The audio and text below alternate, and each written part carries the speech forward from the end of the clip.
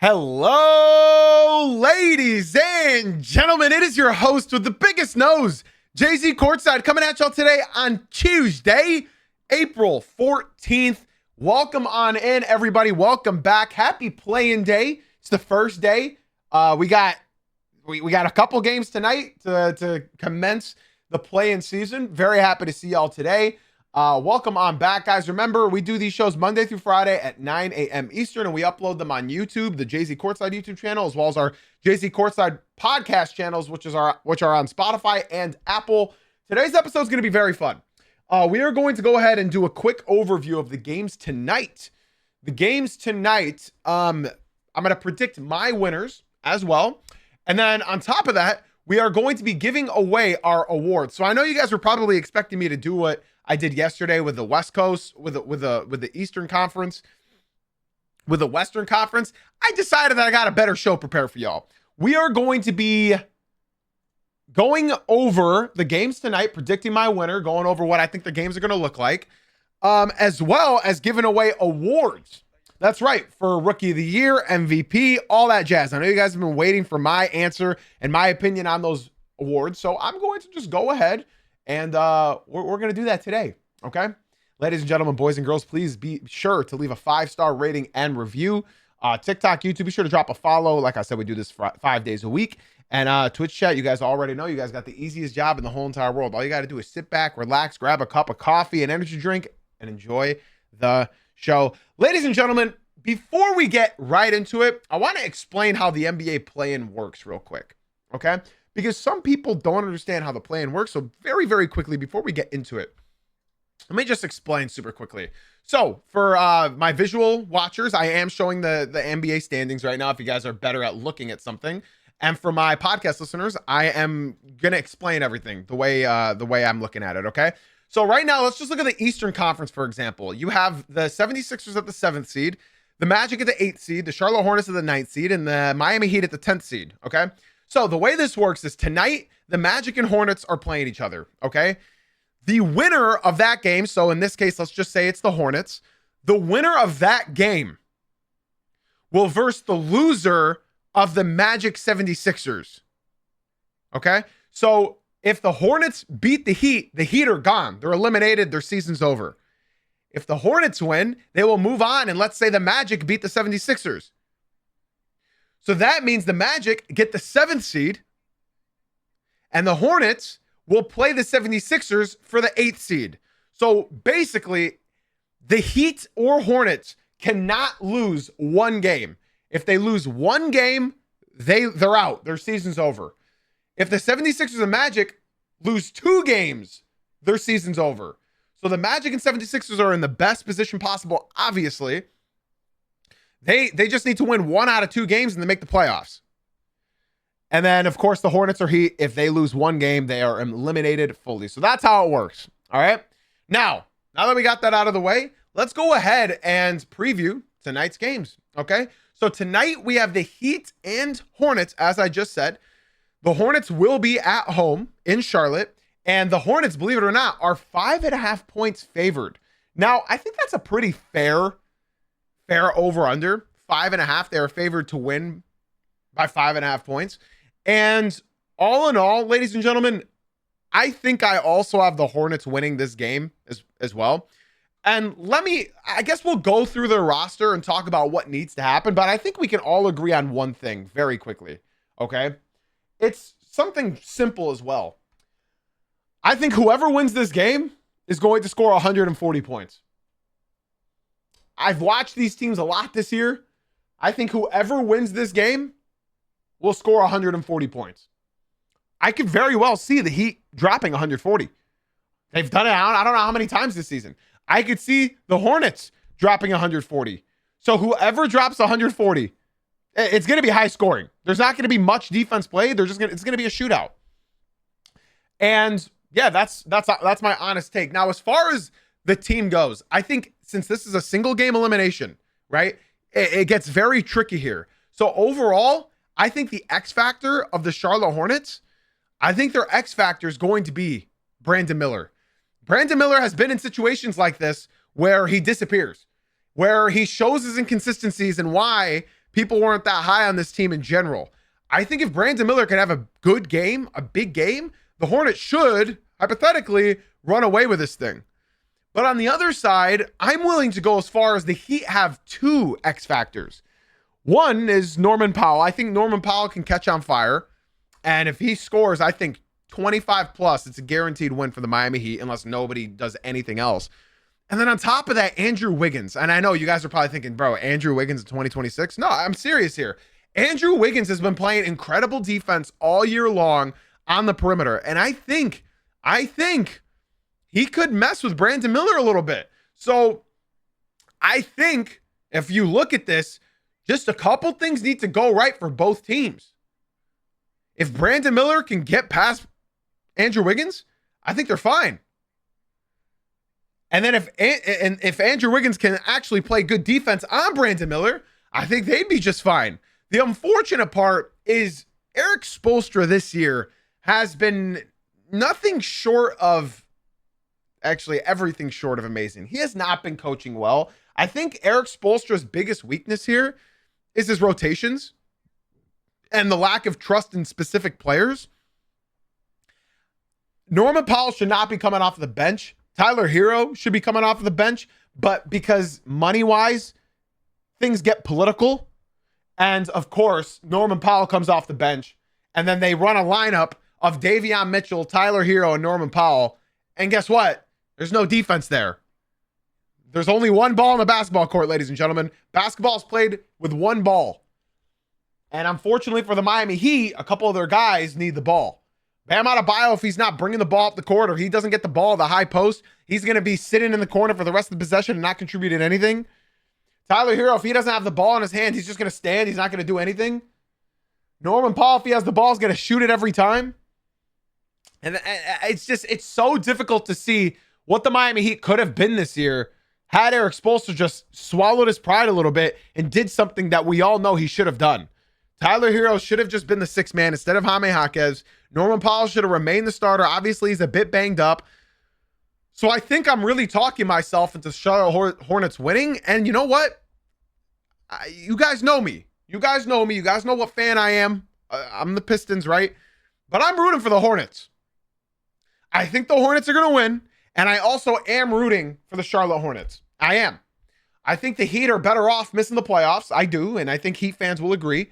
I think the Miami Heat should want to lose this game. On top of that, I would love to drive to Charlotte to watch my Pistons smack them in a 5-game series. I would love nothing more. I would love nothing more. So, yes, it's unfortunate that the Hornets fell to the 9th seed and now they have to win 2 games to make the playoffs. But I would love to just drive to Charlotte and watch my Pistons in the first round without having to buy flights. I think that'd be awesome. I think it'd be great. The Hornets stand no chance to the Pistons. So I'm really excited. As somebody who has watched these games in person, as somebody who's watched every single second of the Pistons, I really do genuinely believe if the Hornets win this and then they can beat the 76ers or Magic, then yeah, I think it's going to be fun. And I also do want to shout out the TikTok stream. TikTok is the only place on the internet where people say that the Hornets will beat the Pistons. It's the only place. It's the only place because people, they just, I think basketball and the NBA specifically has the most fans that don't watch games. Do you know what I'm saying? Because, you know, most of my NFL friends, most of my NFL family who watches football, they watch football, bro. Sunday, they are set. They are not moving anywhere. Thursday, they are set. They're not moving anywhere. But NBA fans don't watch. They don't watch the sport, and then they give the strongest takes on the sport, you know? So it's going to be fun. Chief Lou, thank you so much for the 2-month resub on Twitch. I appreciate you very, very much. Thank you. So shout out the Hornets. I think they're going to win tonight. And I went over their X factors, and yeah, I genuinely believe the Charlotte Hornets are going to win tonight. So buzz. They got to win one more, though. So, like, even if they win tonight, ladies and gents, they're still not making the playoffs. They still have to win one more game to make the playoffs. It's unfortunate that they had such a poop ending to their season. And you know what? I got to talk about Mr. Konkanips as well, the leader in three-pointers made this season. First rookie ever to do so. Guys, I got to be honest with everybody here, man. Con picked the worst time to hit that rookie slump. He picked the worst time to hit that rookie slump. In case you guys are unaware, over the last 8 games, which is 2.5 weeks, over the last 8 games, Con Knipple is shooting below 35% from the field and below 34% from three-point land. That is way off from his seasonal averages. This kid was basically averaging 50, 40, 90 all season long. And now his field goal percentage has dipped by 17%, I think 18%. His three-point percentage has dropped by 9%. He's hit the absolute worst time to hit that rookie wall. Going into the play-in, not good. Not good. Not good, not good, not good, not good, not good. Now, oh, you know what I just realized as well? If you guys are watching the stream, I realized I didn't click this button, which is Heat versus Hornets, who you got. So I got the Hornets. I'd love to see what you guys got as well, who you guys think is going to win tonight. I'm going with the Charlotte Hornets. Y'all let me know what you think. And TikTok, if you guys are enjoying today's stream, come in the Twitch stream and let me know who you think is going to win this game as well. It's a much better viewing experience, okay? Now, I want to move with a little bit of pace here, but my next topic is Blazers versus Suns. Who you got? So after y'all let me know who you think you got for the Hornets Heat, I want to know who you guys got for the Blazers Suns. Now, I think this game is super, super important. Now, it doesn't really matter because the winner of this game is going to end up playing the San Antonio Spurs, which I don't believe the Blazers can do anything to the Spurs. And I think the Suns, if healthy, could still steal a game or two off of the Spurs. I genuinely believe so. And I think this is a great team to play against the San Antonio Spurs because they got a bunch of dogs, man. They got a bunch of dogs. The Phoenix Suns are favored by 3.5 points to win this game. And now I got to ask you, who do y'all think is going to win this game? The casinos think that the Phoenix Suns are going to win by 3.5 points. And now I'll be honest, I think so as well. The Suns' biggest issue has been health this season. They were underdogs. They did stuff that none of us really thought they would. I mean, I picked the over on them because I didn't think that they would only win 30 games with Devin Booker. So I picked the over. I was right. I just didn't think that it would be that over. I thought it'd be like 32, 33 games. They won 45 games. And for anybody saying that they're garbage, they're second in the league in steals. And they have one of the best defenses in the entire NBA. And this is all happening while Devin Booker's having his worst three-point shooting of his entire career. 33% from three from D-Book. Nobody's been able to stay healthy. Grayson Allen's been out. Dylan Brooks missed the last month, and then they started sucking. See, this tells me that people just do not watch basketball. Because if you are telling me that the Suns suck, they don't. They very well could have made the playoffs. They very well could have made the playoffs had they been healthy. People don't understand, but let's go over it real quick. Devin Booker missed 18 games. He's missing the awards. Dylan Brooks has missed 25 games. Grayson Allen has missed 30 games. Colin Gillespie only missed 2. Royce O'Neal only missed 4. Jalen Green missed 50 games. Their starting center, Mark Williams, missed 27 games. Like, I promise y'all, this team has not been healthy. They've been one of the least healthy teams in the entire NBA. Just their starting 5 has missed a collective over 200 games. When healthy, this team is solid. And I think I think the Suns could take a game or two off the Spurs, and I don't think that would really surprise anybody. They're not ass. They're not a bad team. They're a very good team. They've just been plagued by injuries all season long. And this is, I watch basketball, so I can tell you the actual God's honest truth. Most people will just tell you something and not have any backup to it. Again, if you guys want to share your opinions with me, be sure to swing on into the Twitch stream. That's JZ Uncut on Twitch. Come let me know. Come talk with me. It's a much better viewing experience over here, guys. I'd love for y'all to come through to the Twitch. And on the Blazers side, obviously they have Deni Avdija, most improved candidate. Toumani Camara hasn't really panned out this year as what they thought. His shooting percentage did increase just a bit. They have a strong team, but obviously they've had injuries plague them too. Drew Holiday's missed 29 games. Jeremy Grant's missed 20 games, 25 games. Shaedon Sharpe has been out for God knows how long. He's missed 32 games. Scoot Henderson has missed 52 games. They've had their injuries as well. They had the emergence of Caleb Love. I haven't really heard anything of him recently. But yeah, man, this is the tough reality of this team. I think the Blazers will have a good future, but I think that's all this is. I think it is the future because I'll be honest with everyone watching and listening. Whoever loses this game is missing the playoffs. And it's not because they're the 9th and 10th seed. If they lose this game, if one of these teams lose this game, I have them losing to the Clippers. I believe the Clippers will beat the Warriors tomorrow. Whoever loses this game is missing the playoffs. Genuinely. I don't see either of these teams beating Kawhi. I don't see either of these teams beating Curry. I just don't see it. So, all in all, I have the Suns winning. They are favored by 3.5.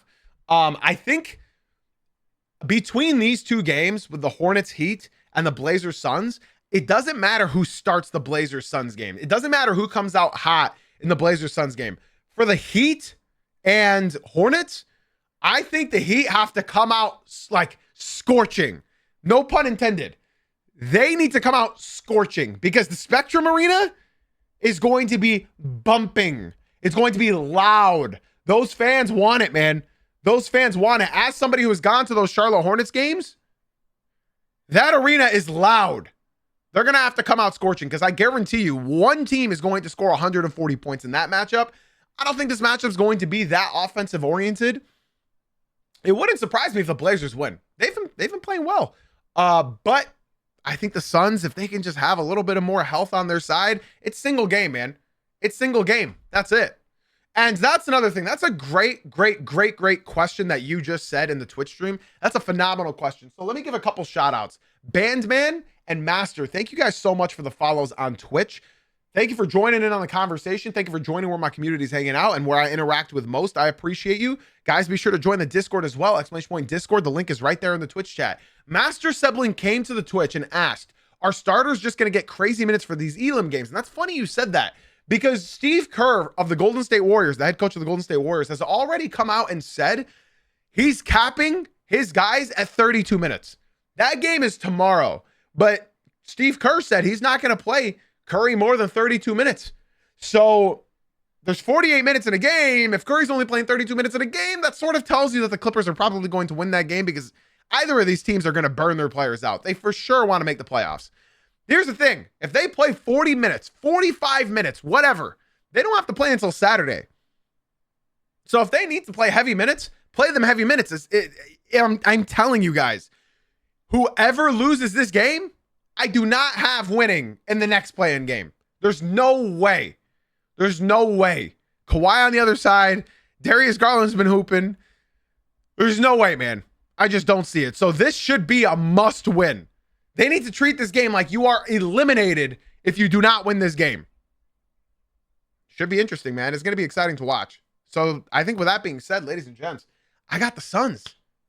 I think I got the Suns. Y'all can let me know what you think. Y'all let me know what you guys think. I think tonight's games are going to be fun. I'm really excited to watch. It's going to be playoff atmosphere, obviously, even though it's not the playoffs. I'm excited. And I also want to know your guys' opinion on the play-in. Because I sort of think that I've had my fill with the play-in. You guys can let me know. I think I'm okay if we just do away with the play-in. Because at this point, it was used to protect players who got hurt and like they sort of squandered their season, and they want like to give these teams hope so that maybe the players can come back for the playoffs. But at the same time, we're doing that right now with the Golden State Warriors, and they still are not. You know what I mean? You know what I mean? I think I'm good off the play-in. I don't think it's good, but I just don't think I truly crave it anymore. You know what I mean?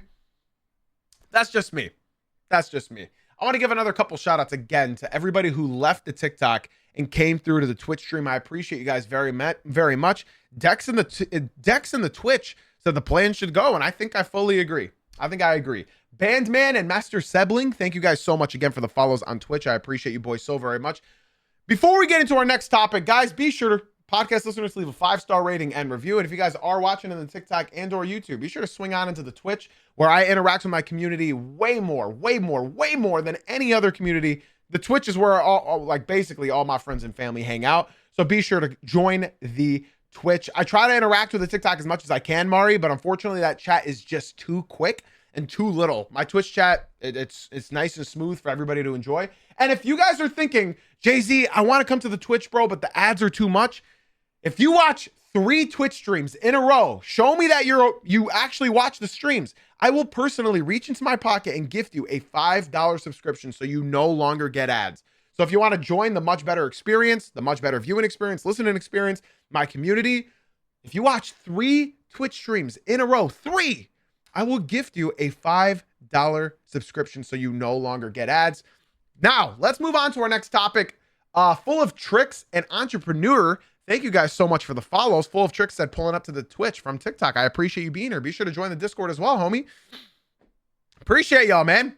It's a much better experience over here. Thank you guys so much for coming through to the Twitch. And I hope you guys enjoy the rest of the show. Ladies and gentlemen, it is time. It is time I give out my seasonal awards to all the players. Okay? All right? We're going to start with the MVP, and then we're going to end with Coach of the Year. All right?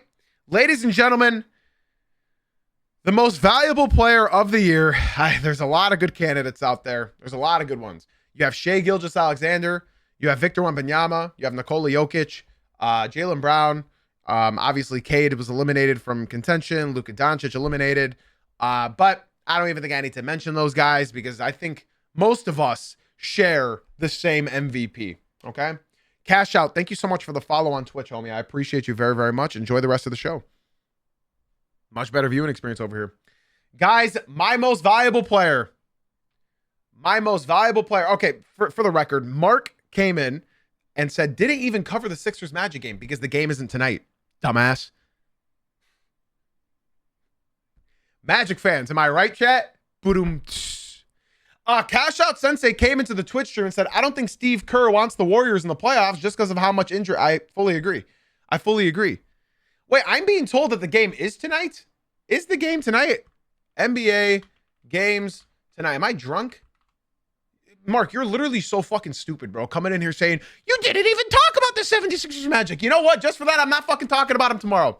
Anyways, I will talk about them tomorrow, just so we're all clear. But Mark, you're a dumbass. And I love you, but you're a dumbass. He also said, yeah, you know what? I'm off that. He said the Magic will beat the Pistons in the first round. So you understand this guy's Googling it right now to make sure if I was right or wrong. Mark, I love you. Man, I'm getting banned off TikTok, bro. All right, listen, y'all. TikTok, I unfortunately got to end that stream and restart it. I'm getting banned right now because I called one of my viewers a dumbass. All right, I deserve that. I deserve it. TikTok, we're still live on Twitch. I got to end that stream. I'm getting banned. All right. We are live on Twitch. The link is in my bio. I got to end the TikTok. Jay-Z Uncut on Twitch. We're still live on Twitch, y'all. No, you don't need to say purple app. That's just a myth. I've been streaming on TikTok for years. It's just a myth. Yeah. Anyways, Cash Out Sensei. I appreciate everybody.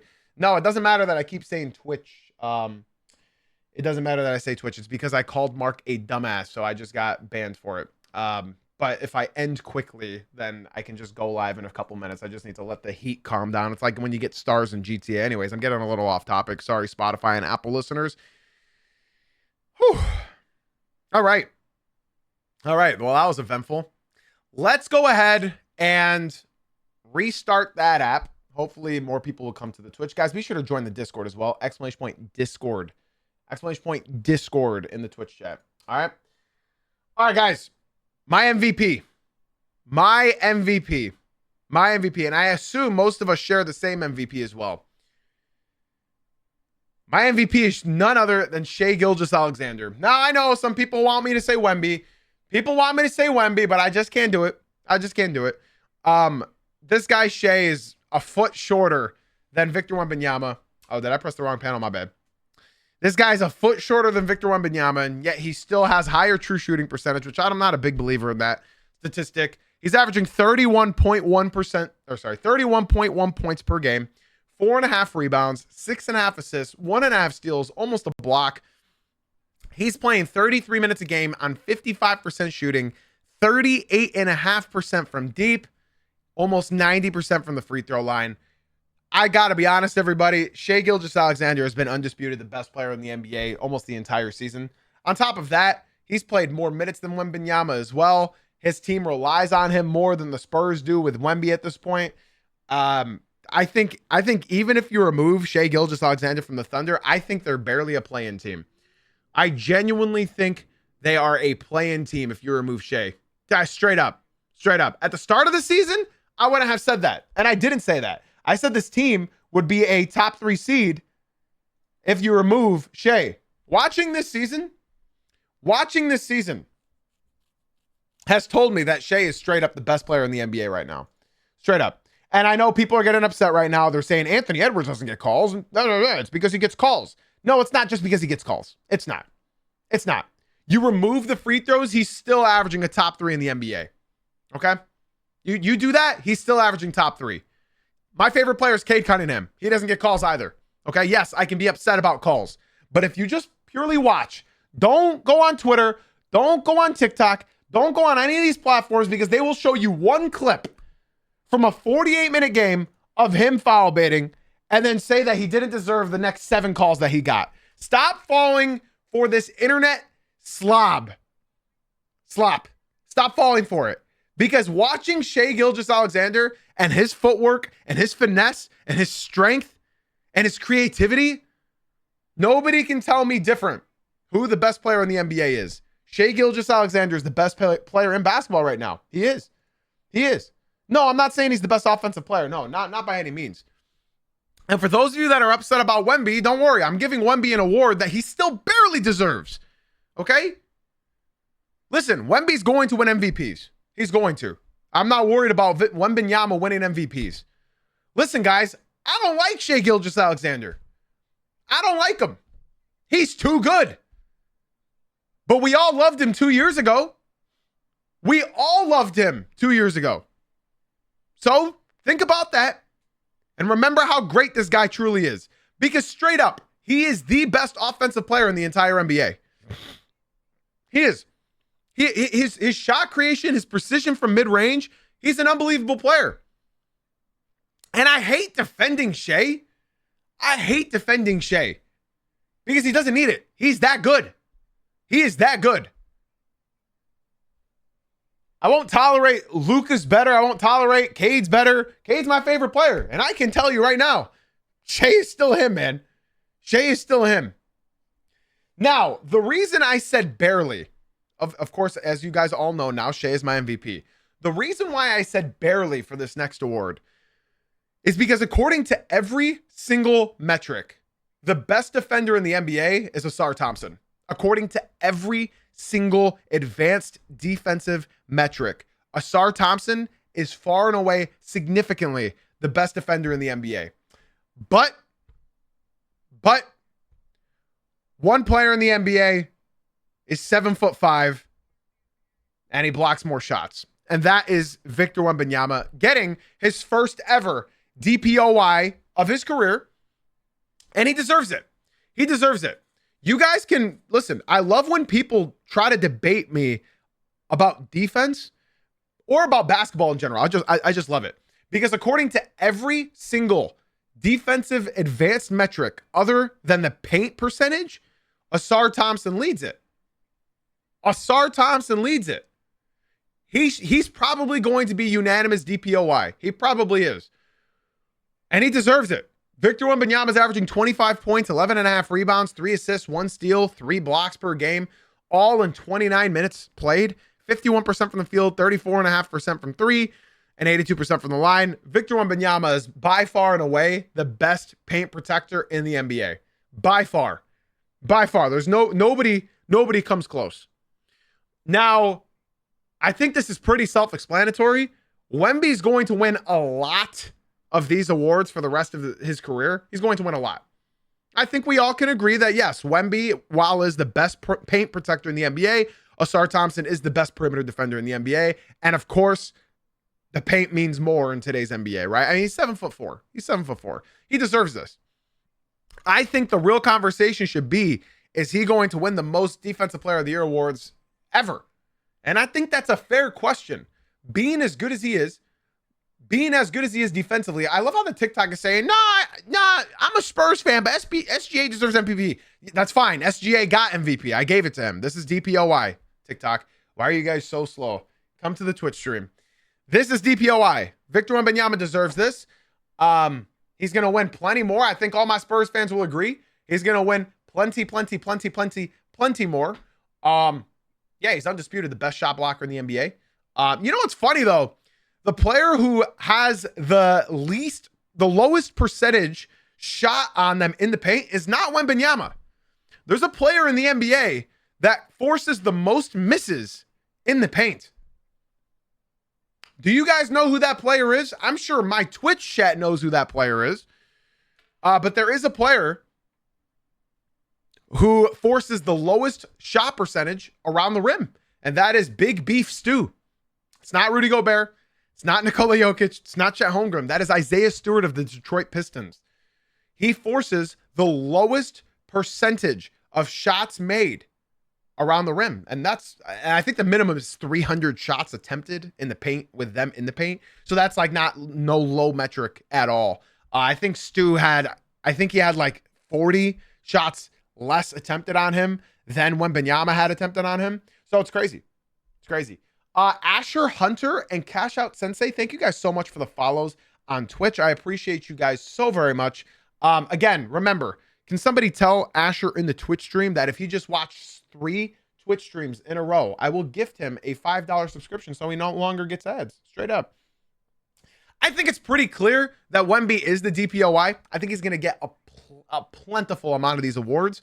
But yeah, Victor Wembanyama, first of many. First of many. We can all agree to that. Unbelievable defender. There's nobody quite like him in the NBA. It's crazy.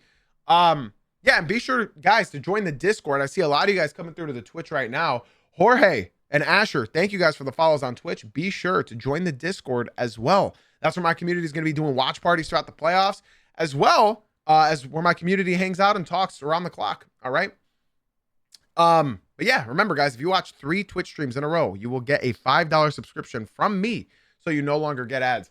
Guys, let's move on to our next award, Rookie of the Year. Now, I know this is going to get a lot of people tense. This is going to get a lot of people hot and heavy, and I get it. I get it. There's no wrong answer for this one, okay? If you guys have been watching me all season long, you guys know I reward consistency. I reward consistency. So many people here would think that I would pick the player who's been doing it around the clock all season long. Okay? The issue is you guys have to think politics. You guys need to think political. Okay? Remember, the NBA is very political. 20 years from now, when we are talking about who had better careers, I think the majority of us will probably say Cooper Flagg. If you ask me, who would I pick? I would pick Con Knipple. I would pick Con Knipple. Who deserves Rookie of the Year? I would pick, personally, Con Knipple. He's been doing it all season long. He's been putting up numbers all season long. He's been consistent all season long. But unfortunately, politics is a major factor here, ladies and gents. The NBA doesn't want to look back. I mean it. The NBA doesn't want to look back 20 years from now and see that they gave it to Con Knipple. They want to give it to Cooper Flagg. And ladies and gentlemen, as much as I want to give it to Con Knipple, Cooper Flagg is your Rookie of the Year. Cooper Flagg is your Rookie of the Year. I forgot to make the text, so my apologies to everybody watching on the Twitch. I forgot to make the text. Cooper Flagg is going to win Rookie of the Year. Are his peaks better than Con Knipple? Yes, absolutely. Con Knipple's a third option. That's without any debate. His peaks have been better than Con Knipple's this year. But something the stat rewards typically is consistency, and that's what they do.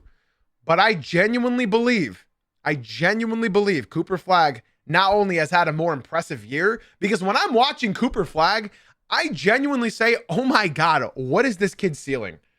Con Knipple, what's his ceiling? What is his ceiling? What's Con's ceiling? Is it Klay Thompson? Or can it be Con Knipple? Because I'm already, or Cooper Flagg, because when I'm watching Cooper Flagg, I'm thinking LeBron James. I'm thinking Magic Johnson. I'm thinking Anthony Davis. Is Khan ever going to be the I'm going to create my own shot and spread the floor? Not if he's playing with LaMelo Ball. So I think Cooper Flagg's peaks this year will get him the Rookie of the Year. And you know what? Con Knipple is favored right now on FanDuel to win Rookie of the Year. So I'm going against the grain here, and I'm going with Cooper Flagg. I think his peaks were better. I think, you know what? This might be a hot take, but if Cooper Flagg did not get hurt, there'd be no debate right now. What do you guys think? Do you agree with that? If Cooper Flagg did not get hurt, there'd be no debate right now. There would be no debate. I genuinely mean that. If Coop plays all 82, yeah, or even like 80, yeah, there's no debate. He missed 12 games, and it was when Con Knipple was peaking, funny enough. When Con was peaking, he missed 12 games. I'm really excited, man. Can we just all sit back and remember that we are just talking basketball? Can we just remember what we're watching? We're watching basketball, right? Can we all just put our fandoms to the side? I'm a Pistons fan. We got a lot of Spurs fans and, Celtics fans in the building. Just put your fan glasses to the side. This kid's going to be special, man. Let's just think basketball. They're both going to be very, very good. Con Knipple and Cooper Flagg. But bro, watching this guy Cooper Flagg play defensively and offensively, it's unbelievable, man. This kid is 19 years old. He dropped 96 points in 2 games in a row. 96. He had 51 in one and 45 in the other. This kid's going to be different, man. I'm excited. I'm so excited. I'm so excited to continue watching both of these cats grow. I really am. I really, really, really, really am. Okay, guys, let's go ahead and move on to our next award, which is going to be Most Improved Player. Now, I know this is going to get a lot of people hot as well. This is going to get a lot of people hot as well, okay? I know it is. I know it is. There's Nickeil Alexander-Walker. There's Jalen Duren.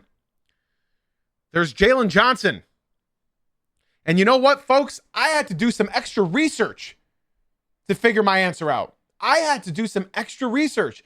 I had to search Basketball Reference. I had to look at Wikipedia. I had to look at NBA StatMuse. I had to look at highlights. And I had to look at Claude.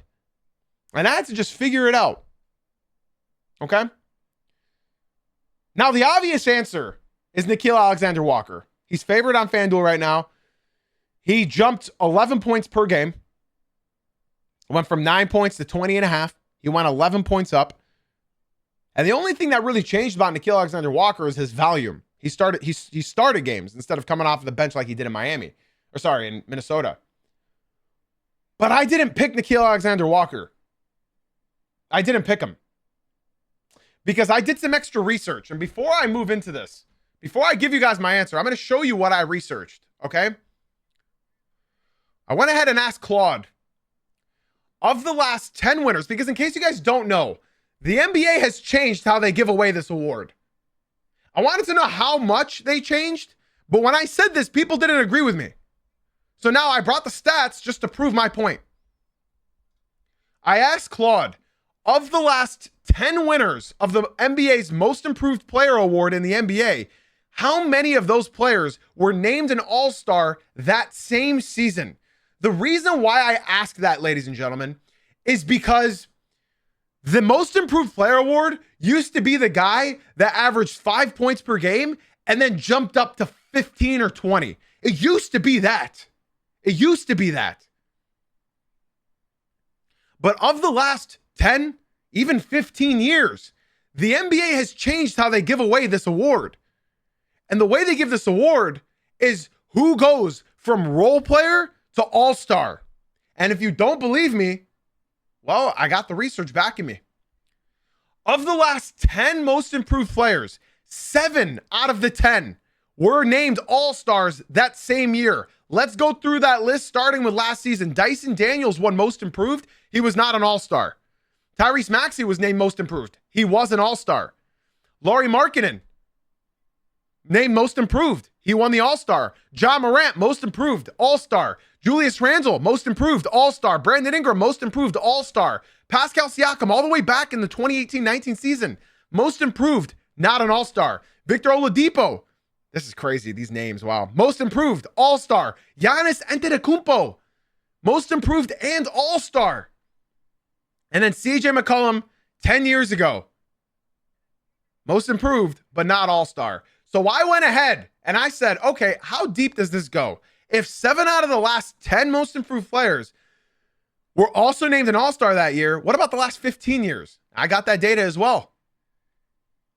Of the last 15, 10 of the last 15 players who were named most improved were also All-Stars.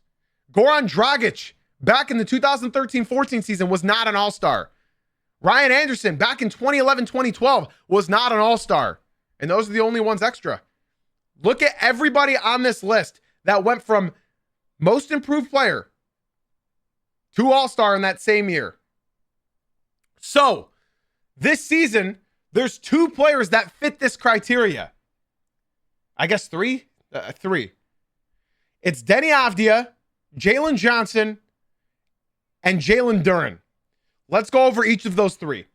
Deni Avdija missed a big portion of this season due to injuries, and he was an All-Star reserve, so he's not a real All-Star.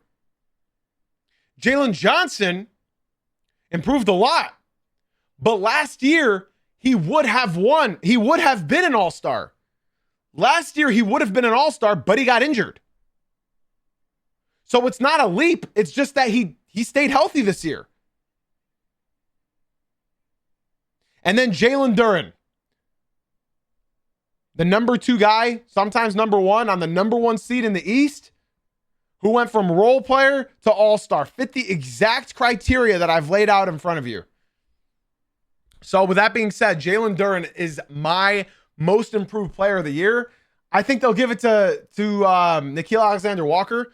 So I'm not going to be surprised. Jalen Duren increased his points per game by 9 points per game. So he's averaging 19.5, 10.5, 2 assists, a steal, and a block, all in just 28 minutes. Again, they don't base that much off of team success for this award, but he jumped up 9 points per game. Nickeil Alexander-Walker jumped up 10 points per game. The Hawks barely made it out of the play-in. The Pistons went from 6th seed to the 1st seed. So I believe thoroughly, and I think this is one of the most competitive awards that we have to give. Shai's going to win MVP. Wemby's going to win DPOY.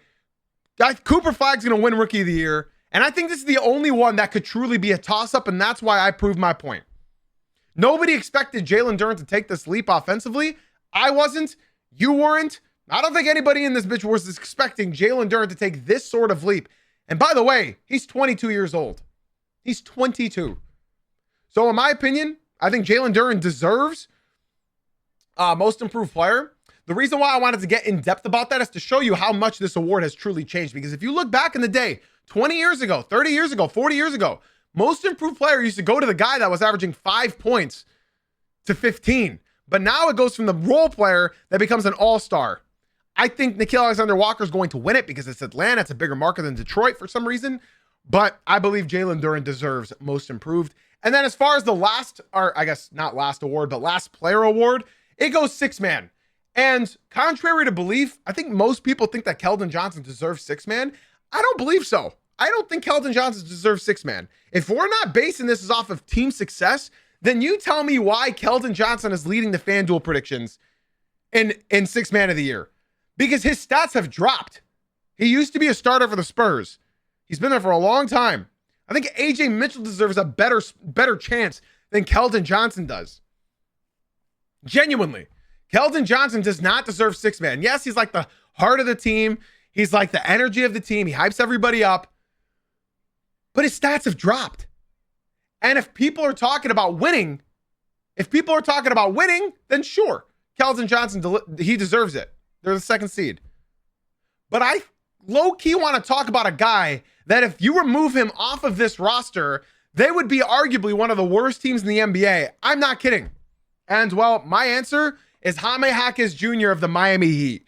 This might come to shock a lot of you guys because how serious I am with the Miami Heat and how ruthless I am talking about this team. But if you remove Jaime Jaquez Jr.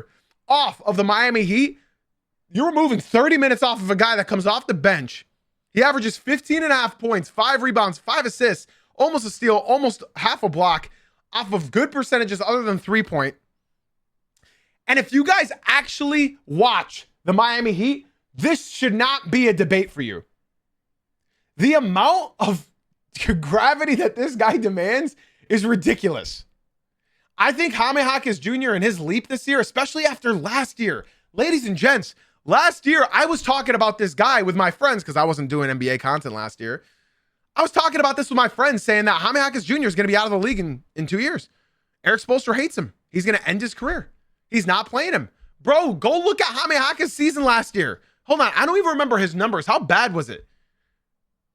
He was playing 20 minutes a game, but towards the tail end of the season, he was not playing. Jaime Jaquez deserves this. He's a rim runner. You can't stop him. And guess what? His defense is also incredible. So I'm not mad at people saying Keldon Johnson, but Keldon Johnson is like the energy guy.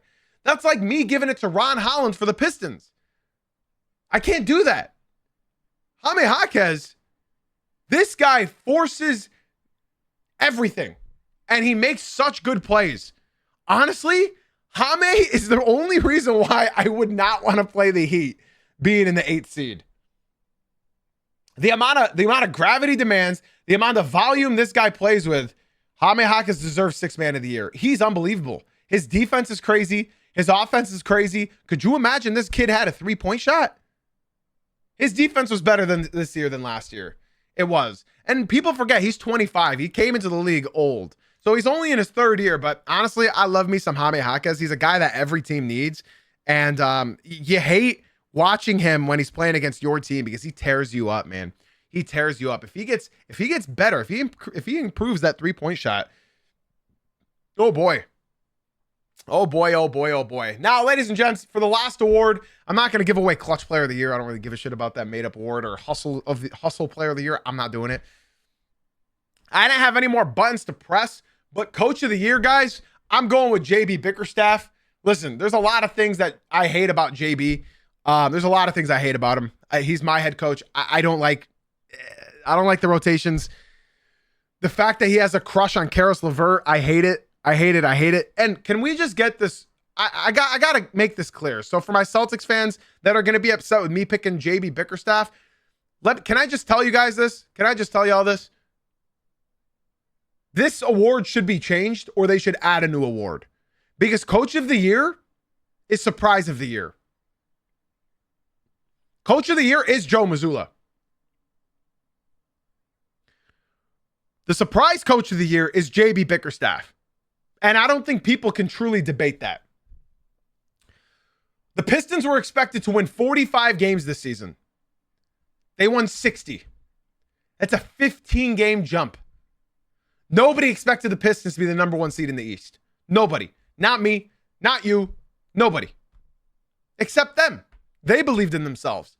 So while JB Bickerstaff is getting the credit for, I think, what the players deserve most, there's only one negative player on this Detroit Pistons team, and it's Karis LeVert. He's a -9 for the season. In a 60-win season, he's a -9. So JB Bickerstaff, I believe he deserves Coach of the Year. I won't be mad at Mitch Johnson. I won't be mad at Joe Mazzulla. But my issue is, last year, the Pistons didn't win any awards for their incredible jump. They didn't win any awards for their incredible jump. They tripled their win total. They tripled their win total last year. Tripled. And then this year, they became the first ever team in NBA history from winning 17 games, so I guess less than 20 games, to then 2 years later winning 60. Never happened in NBA history until the Pistons did it. No team has ever won less than 20 games and then went up to 62 years later. So I'm giving it to JB Bickerstaff. I don't think you can give it to Joe Mazzulla. I think the other guy you can consider is Mitch Johnson, but I think JB Bickerstaff deserves it. I think he deserves it. I truly, truly, truly believe that he deserves it. For what he did with these group of guys, I think it was incredible. Now, ladies and gents, that is going to do it for today's show. I hope you guys enjoyed. I want you guys to do me a huge favor. Podcast listeners, TikTok viewers, be sure to come through to the Twitch. I want you guys to come into the Twitch stream and let me know your awards. I would love to know what you guys believe. Who should win what award? Okay? The link is in my bio. That's Jay-Z Uncut on Twitch. Be sure to join the Discord as well. I would love for you guys. I'm not doing clutch player of the year, bro. I don't care. I don't care about hustle player, clutch player, biggest dick player. I don't care about that. Okay? I don't care. They can keep adding these fake ass awards. I'm going to go over the real awards. Okay? That's it. Don't care. TikTok. Be sure to come through to the Twitch stream and let me know your awards. I'd love to hear it. It's a better viewing experience over here as well. And once you come through to the Twitch, if you just watch 3 Twitch streams in a row, yeah, if I was doing clutch player, Shay's the clutch player.